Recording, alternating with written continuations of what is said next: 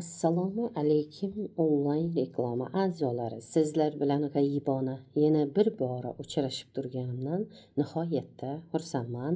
Bugungi temamiz oshqozon, 12 barmoq ichak, yo'g'on ichaklar orasida da uchraydigan yazva, yallig'lanish, yazva, o'simta kistalar haqida suhbatlashamiz. Shunaqa bemorlar uchraydi. Mani oshqozonimda yara bor, mani oshqozonim yallig'lanibdi, mani oshqozon 12 barmoq ichak, yo'g'on ichaklarimda o'simta bor, kista bor degan bemorlar ko'plab uchraydi.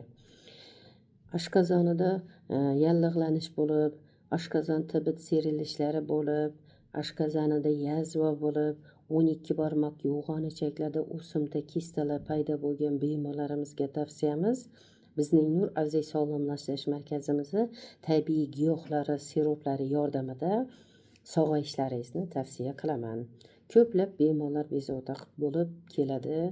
Qayta davolandim, 5 yil, 10 yil, 15 yildan buyon davolandim. Jarrohlik yo'li qo'llatdim, shifo topolmadim. 12 barmoq ichak, yo'g'on ichagimda o'simta kista bo'lib, jarrohlik yo'li qo'llatdim.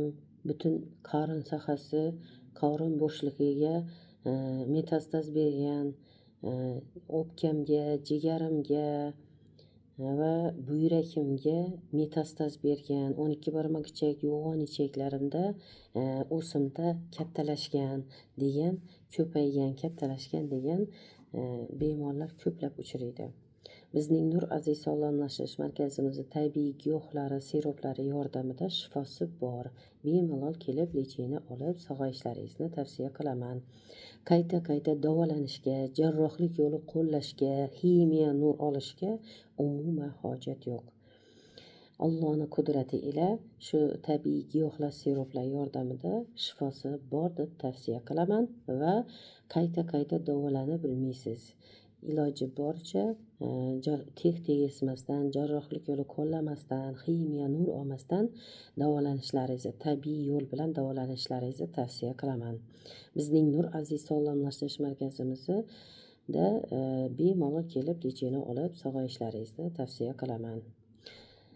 Sog' bo'linglar, omon bo'linglar, layklaringizni bosaveringlar. Qanchalik layk bossangizlar, yuqorida efirlarda aytib o'tganimdek, shunchalik savobga ega bo'lasizlar.